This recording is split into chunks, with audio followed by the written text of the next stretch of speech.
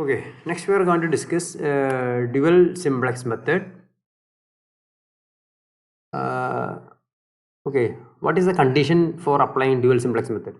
In simplex method, okay, what is the one important property of dual simplex method? In simplex method, initial solution is feasible but not optimum. That means, suppose we consider a two-dimensional problem, and also you assume that this is our feasible solution. This is our feasible solution set. We know that in the case of two-dimensional variable, the optimum solution is occurred only at vertices, either this point or this point or this point. Suppose optimum at this point. Suppose optimum at this point, this vertex. Okay. And in the case of simplex method, what is the procedure? In simplex method, initial solution is feasible. That means initial solution is belongs to somewhere here. Maybe here. This is in feasible solution. This is initial solution. But it is feasible. You got it. This is our feasible region. We assume that this is our feasible region. Okay. Then in simplex method, what happened? In simplex method, after each iteration, this solution tends to this optimum. This is our optimum. This is our optimum solution. This is our initial solution. In simplex method, in each iteration, this solution will better and better and tending to this optimum solution. Okay, but always the new solution is feasible. That means maybe this point in after one iteration, this is our new solution, but this is not optimum, but it is feasible. Okay, maybe one more iteration, this may be this point, that is our optimum. So in simplex method, the solution is moving through only feasible region, but in dual simplex method, case is different. Okay, suppose this problem is maximization type, and for example, for this problem its maximum value is 10. We assume that the maximum value is 10 at this point. For example, this point is some 1 1. Suppose this point is 1 1 and maximum value is 10. Okay, then in the case of dual simplex method, initial solution is better than optimum. That means actually the optimum solution for this LPP is only 10. But in the case of dual simplex method, suppose initial solution is somewhere here. It is clear that this solution is infeasible. This solution is infeasible. This is not feasible. Okay, this is only our feasible region. Okay, so this solution is infeasible. But its value, but the value of the objective function at this point, the value of the objective function at this point is better than 10. That means it may be 15. That's an idea. Okay, in dual simplex method, initial solution is better than optimal in this sense. Suppose this problem is maximization and its maximum value is 10, but in the dual simplex case, in the case of dual simplex method, the initial solution is infeasible and the value of the objective function is better than what is the original optimum of the problem. Okay, that is the idea of dual simplex method. So after each iteration, this solution tends to this point. So here maybe optimum value is 14, here maybe 13, at last it's 10. So all these solutions are infeasible, but value is better than this 10. That's all. Okay, we have to find feasible solution which gives extreme value. So that is this point. Okay, that's the difference between simplex method and dual simplex method. In dual simplex method, or after each iteration, solution go through the feasible region, but in the dual simplex method, solution go through the infeasible region. Okay, and this dual simplex method has some advantages. All the constraints are less than or equal to type with at least one RHS negative. So dual simplex method is applicable only when this is the only one condition. All the constraints should be less than or equal to type. All the constraints should be less than or equal to type, and at least one RHS is negative. Okay, we know that in this context, simplex method is not applicable.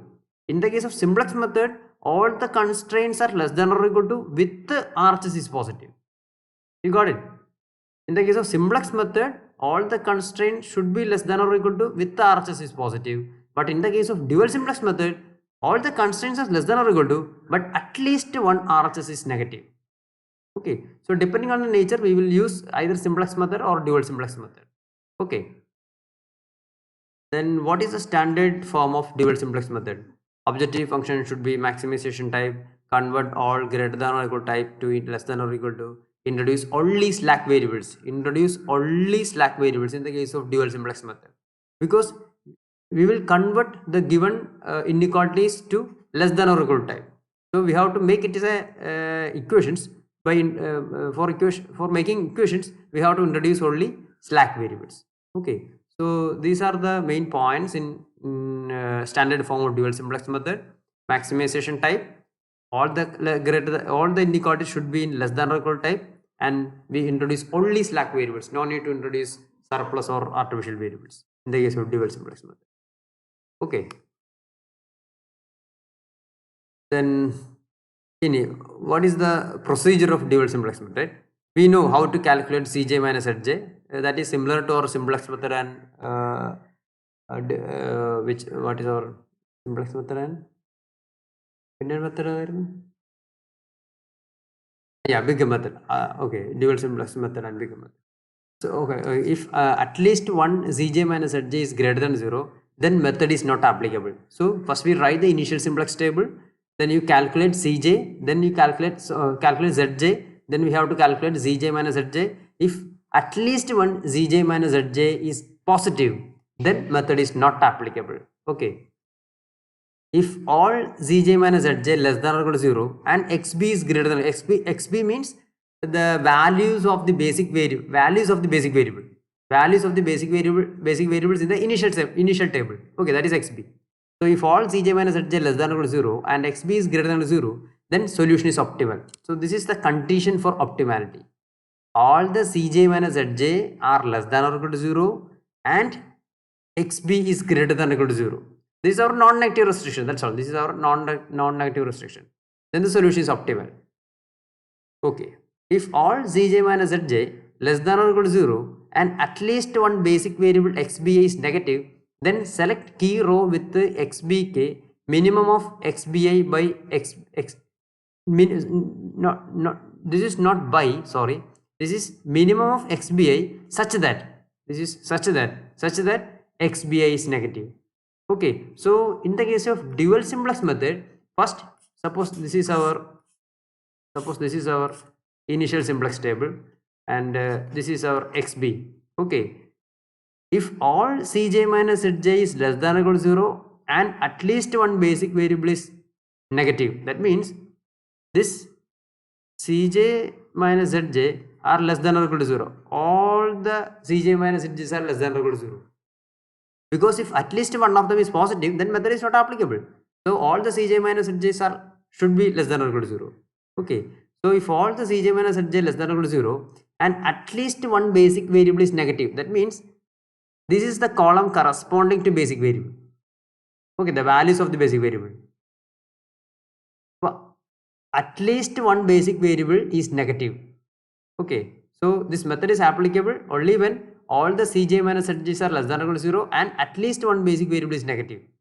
Then how to choose the key row? In the case of dual simplex method, first we choose key row. In the case of simplex method and bigger method, first we choose key column, then we have to find key row. In the case of dual simplex method, the case is different. Here first we find the key row, then we find the key column. Okay, then how to find the key row?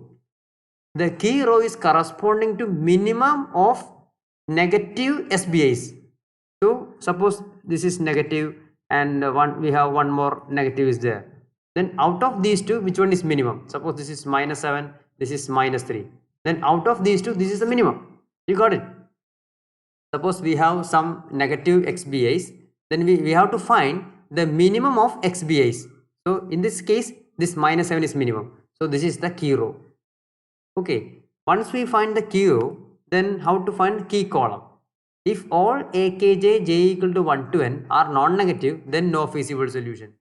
This is nothing. Akj j equal to 1 to etc. means the kth row. Kth row means this row. We assume that this is our kth row. kth row means our key, actually say our key row. You simply understand this is nothing, this is our key row. If all the elements in the key row, okay, akj j equal to 1 to n means all the elements in key row. If all the elements in key row are non-negative, then no feasible solution. That means all these elements are non-negative, greater than or equal to 0, greater than or equal to 0, etc., greater than or 0, then no solution, no feasible solution. Otherwise, suppose at least one of them is negative. Suppose at least one of the element in the key row is negative. Then how to find? The key column? Suppose some entries are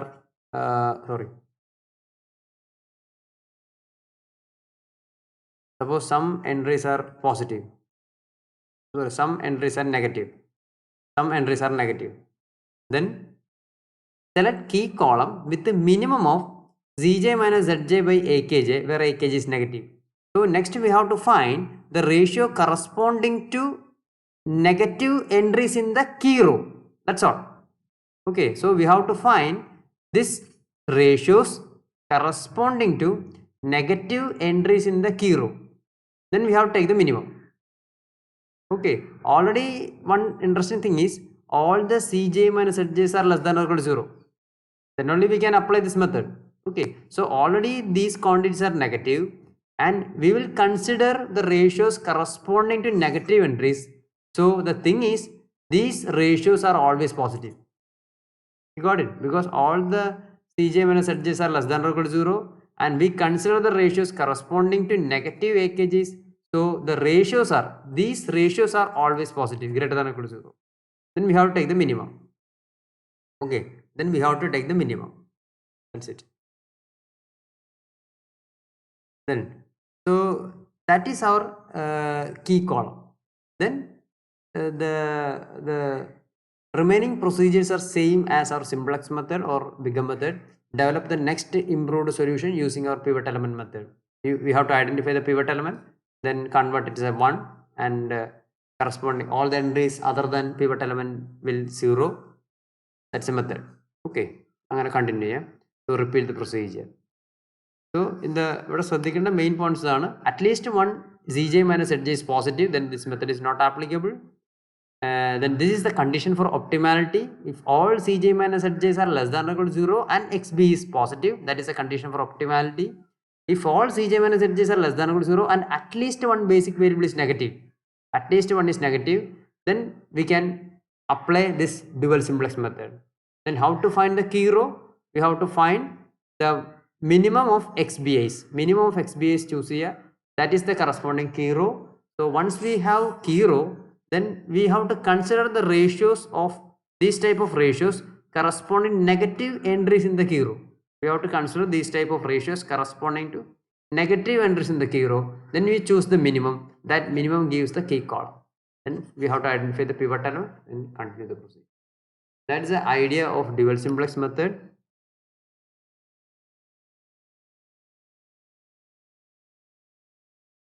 Okay, so for example, consider minimize z is equal to x1 plus 2x2 plus 3x3 subject to the constraints x1 minus x2 plus x3 greater than or equal to 4, x1 plus x. Okay, these are the conditions. So what is the standard form of dual simplex method? In standard form of dual simplex method, minimization should be in maximization. So problem is maximum z star. What is z star? Z star is nothing, it is minus z. So minus x1 minus 2x2 minus 3x3. This is our maximization problem. All the constraints should be less than or equal to type in the case of dual simplex method. So we have to convert everything in less than or equal to. So minus x1 plus x2 minus x3 less than or equal to minus 4. And this is already in less than or equal to 1x1 plus x2 plus 2x3 less than or equal to 8. Again we have to convert this one by multiplying minus 1. So minus x2 plus x3 less than or equal to minus 2. Now all the constraints are in less than or equal to type.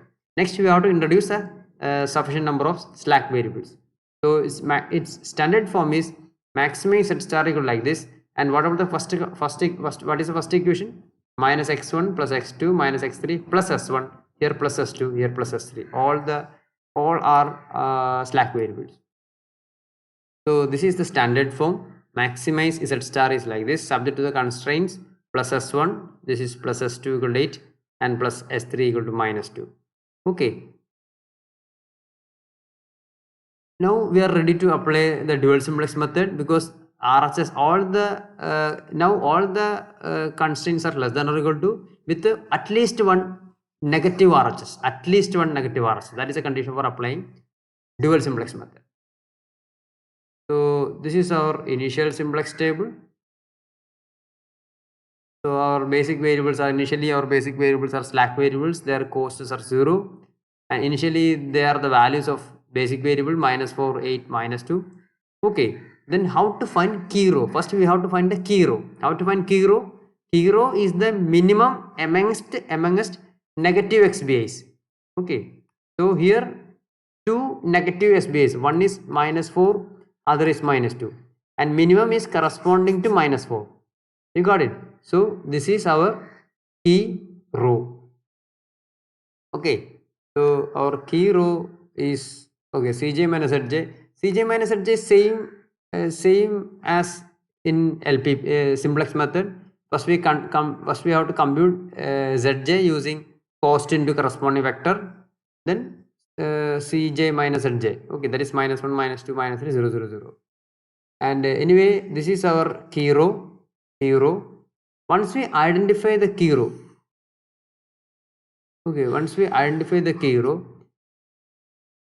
that means S1 will leaves the basis. Next we have to find which one is enter the basis. Okay, to find the key column, what is the procedure? We have to take the ratio corresponding to, we have to find the ratio AKJ corresponding to negative AKJs. Then you take the minimum. Okay, so what are the ratios?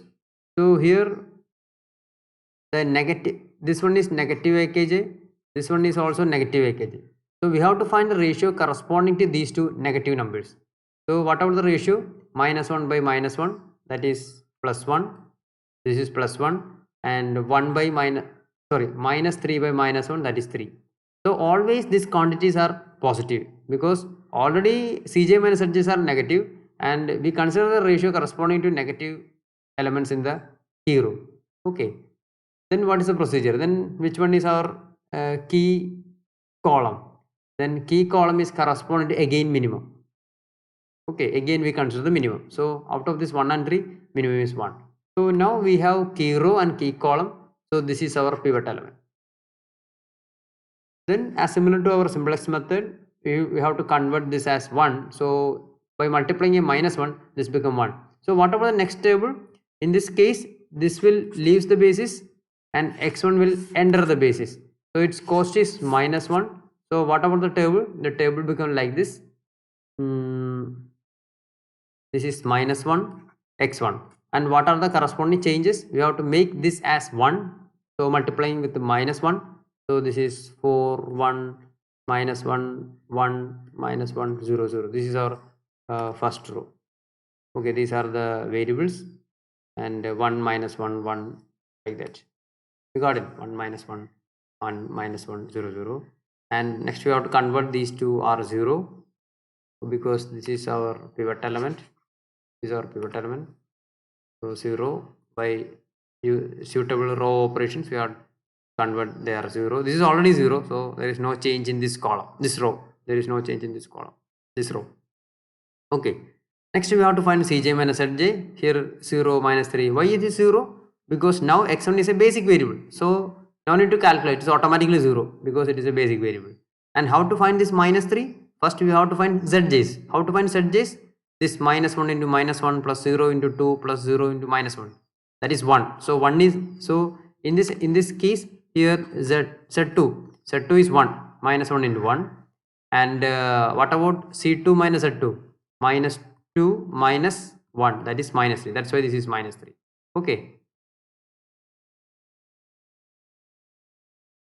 Okay, that is -3. Similarly we can calculate our C3 minus Z3, etc. Then okay, then next we have to identify the key row. How to find the key row? Key row is corresponding to minimum of negative XBIs. Here only one negative XBI, that is -2. So key row is S3 itself. Okay, because we have only one negative XBI. So that is our key row. Then next we have to identify the key column. How to find the key column? We consider this key row and we have only one negative entry in this key row. Then consider the ratio corresponding to this negative entry. Then we have to choose the minimum. We have only one, that is 3. So that is a minimum. So we have only one ratio corresponding to this -1, that is 3. So this is the minimum itself. So here our key entry is -1. You got it? Our key entry is -1. Pivot element is -1. Then using simplex method, we have to convert everything. So here entering variable is x2, leaving variable is s3. So this cost become -2. The cost of x2 is -2. Okay. So these are the corresponding changes. X2 will enter the basis. X2 is in the basis. Cost is -2. These are the corresponding changes. We have to calculate Zj minus Zj. Okay, what happened? Now all the Zj minus Zj's are less than or equal to type. All the Cj minus Zj's are less than or equal to type, and xb, our basic variables, are greater than or equal to type. You got it? All the Cj minus Zj's are less than or equal to type, and all the xb's is greater than or equal to type. So this is the indication for optimum. Okay, this is the indication for optimum. So we can conclude this: since all the Cj minus Zj's are less than or equal to and xb is positive, non-negative, so solution is optimal. Optimum solution. Then how to find the optimum solution? X1 is 6, x2 is 2, x3.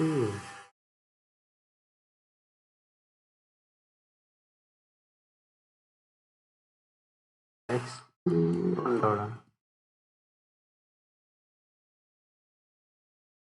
no x3.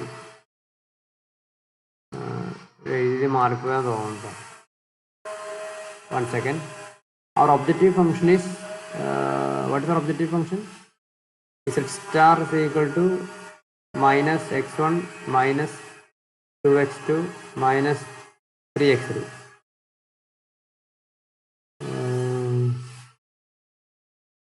So actually here x3 is 0 because x3 is not in the basis. X3 is not in the basis, so x3 is 0. So x1 is 6 and x2 equal to 2 and x3 equal to 0. So what is the value corresponding to this choice?